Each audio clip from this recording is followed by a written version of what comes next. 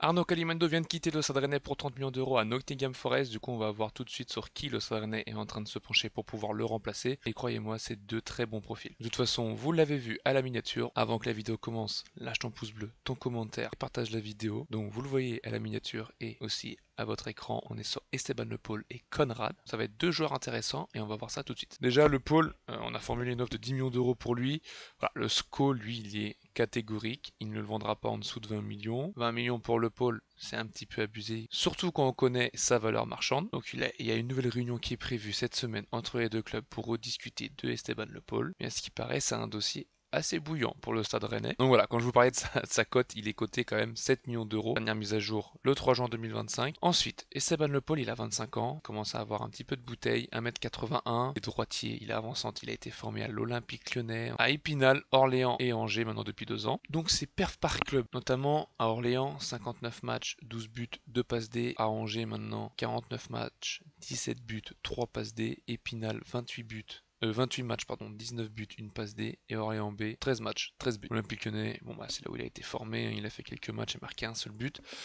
Sachant que cette saison, Esteban Le Paul a déjà marqué le but de la victoire pour Angers contre le Paris FC. Voilà. Les performances par compétition en national, c'est 71 matchs, 22 buts, 3 passes D. En Ligue 1, c'est 29 matchs, 10 buts.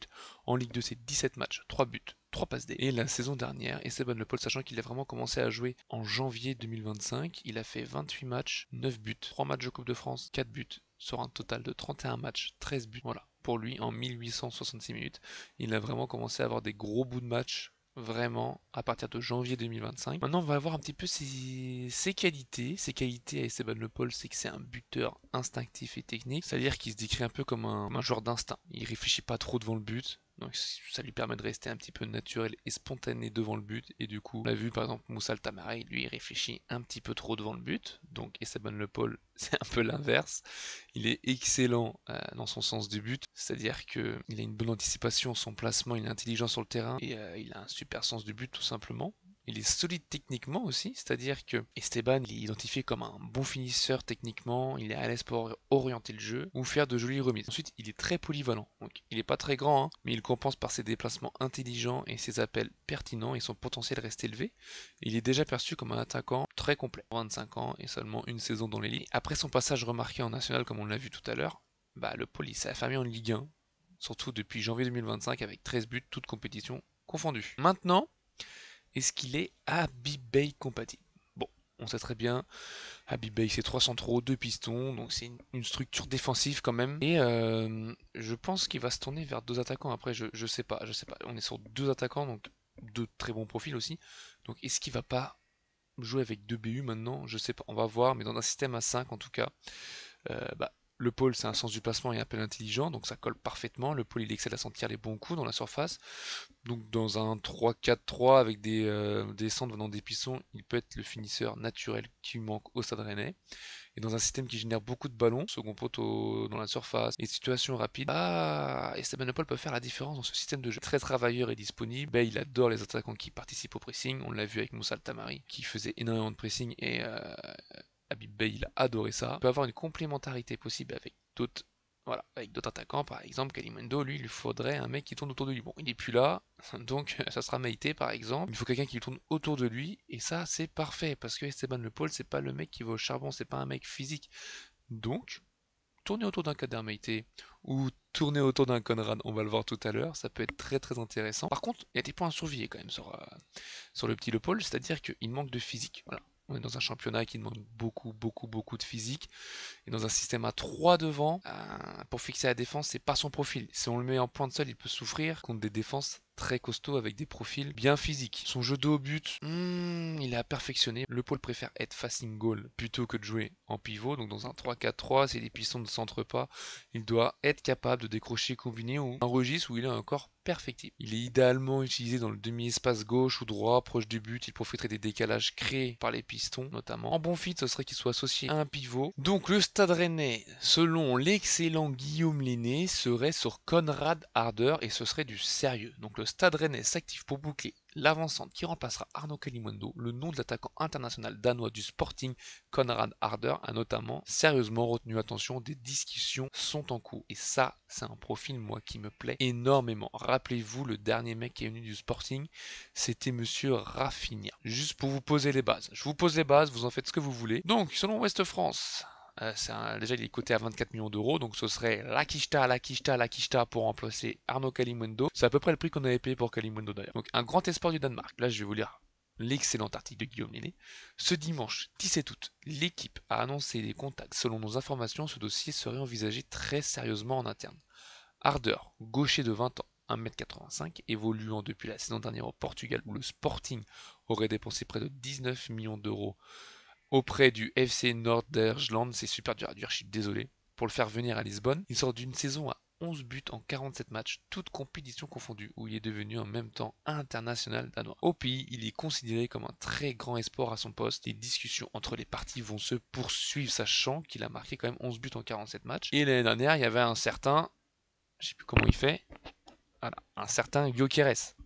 Donc, il était un petit peu dans son ombre quand même, faut pas l'oublier. Donc, match en tant qu'avancante, 67 paires, 43 buts, 7 passes D. En tant qu'ailier gauche, 15 matchs, 4 buts, 2 passes D. En tant qu'ailier droit, 10 matchs, 0 but, 1 passe D.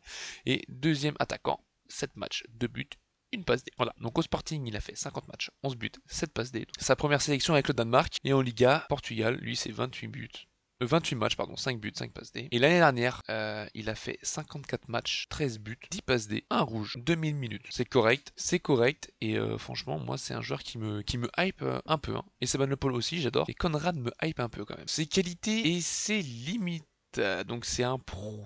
C'est un profil physique déjà. Il est très imposant pour son âge, il a une bonne puissance, il est souvent comparé à Gyökeres et Højlund. J'espère qu'il a plus de Gyökeres que Højlund. Il a une très bonne vitesse, hein, il est capable de finir ses actions avec précision. Il a une finition et un instinct offensif quand même remarqué. Il marque dans les compétitions majeures comme on l'a vu, championnat, C1, Coupe nationale. Voilà, il a une très bonne efficacité. Il a un profil de pointe complet, attaque axiale, capable d'exploit dans la profondeur et de jeu aérien, ce qui ajoute une dimension physique intéressante à son profil. Avec le Sporting, il s'est très bien intégré dans l'effectif. Il a contribué à la conquête des titres dès sa première saison. Et sur Reddit, j'ai trouvé quelqu'un qui a dit que il a un rôle très progressif dans l'équipe, même sous l'ombre d'un attaquant tel que Gyökeres, mais avec un fort potentiel, il serait une future pièce maîtresse de leur club. Bon, j'espère qu'il sera plutôt une future pièce maîtresse du Stade Rennais. Et à améliorer, vu qu'il est un jeune talent, hein, il est en développement, pas mal de choses à améliorer. À son arrivée au Sporting, il est considéré comme à 50% de ce qu'il peut faire. C'est le coach du Sporting qui avait dit ça. Donc, je pense que ça peut être un très bon profil pour le Stade Rennais. Après, il est encore très peu créatif et c'est plutôt un finisseur plutôt qu'un créateur. Donc, c'est un mec qui est là pour te planter des buts. Il est pas là, hop, je te fais 4-5 dribbles, je te fais du spectacle. Il est là, moi je marque. Haaland, il est là, dans sa tête aussi, lui c'est je marque.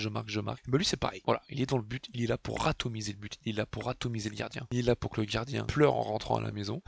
C'est un peu ce qui nous manque, c'est un tueur devant et lui c'est le tueur qui pourrait manquer au Stade Rennais. Après c'est très cher, à voir si on arrive à l'avoir. Est-ce qu'il est Habibeye compatible? Bah j'ai fait des notes bien sûr. Déjà, ses points forts c'est qu'il est physique et puissant. Ah, il a une très bonne finition. Il va être complémentaire avec le pôle naturellement. Il peut s'adapter au pressing, il a montré au Sporting une vraie envie de défendre et de presser. Et Bale il adore les attaquants qui bossent sans ballon. Donc c'est un bon fit. Ensuite les points surveillés, comme je vous l'ai dit, il a encore beaucoup à apprendre. Jeu combiné de haut but, il a dépendance à un système. Si Rennes manque de créateurs au milieu, et bah, ou que les pistons n'arrivent pas à centrer, il peut être très vite isolé. C'est pour ça que je pense qu'Habibeye va passer 2 attaquants. Si on fait les deux pour moi, il faudrait passer à 2 attaquants. Donc, dans un 3-5-2 à Rennes, Harder a tout pour s'imposer comme l'attaquant axial fort, idéal en duo avec notamment Le Paul ou Moussa Altamari. Il occuperait du coup les défenseurs pour friter des centres de piston comme Merlin côté gauche et offrirait une présence aérienne que Rennes n'a pas forcément aujourd'hui, même si le petit Meïté l'apporte, mais bon, il est jeune aussi. Donc sur le moyen terme, il pourrait devenir un leader attaque pour le Stade Rennais. Et par contre, s'il explose, il y a des gros clubs qui viendront sur lui malheureusement. Par contre, il n'est pas encore prêt à porter l'attaque seul. Dans une attaque à 2, il peut grandir en confiance tout en apprenant à mieux gérer ses courses et son jeu de remise. Tout seul, moi je suis un peu moins convaincu, mais avec le pôle, je monte dans le train directement. Et voilà, tout simplement. Donc c'était une vidéo sur les 2 recrues qu'on risque de recruter à Rennes. Donc dites-moi ce que vous en pensez. Moi les deux là, c'est oui, c'est des profils que je valide à 100%. C'est pas des pistes foireuses comme on a pu l'avoir depuis le début en rumeur de ce mercato, donc c'est pour ça que j'attendais d'avoir quand même des pistes assez solides quand même pour faire une vidéo que de vous faire des vidéos pour faire des vidéos sur les rumeurs qu'il y a, alors que bon, c'est des rumeurs catastrophiques, on le sait. Moi je suis hype, voilà. N'hésitez pas à lâcher votre pouce bleu, à vous abonner, et puis on se dit à très bientôt, notamment pour le débrief de Rennes-Lorient, et mercredi l'Inside Bru sur leur match de prépa numéro 2. Sur ce, allez Rennes!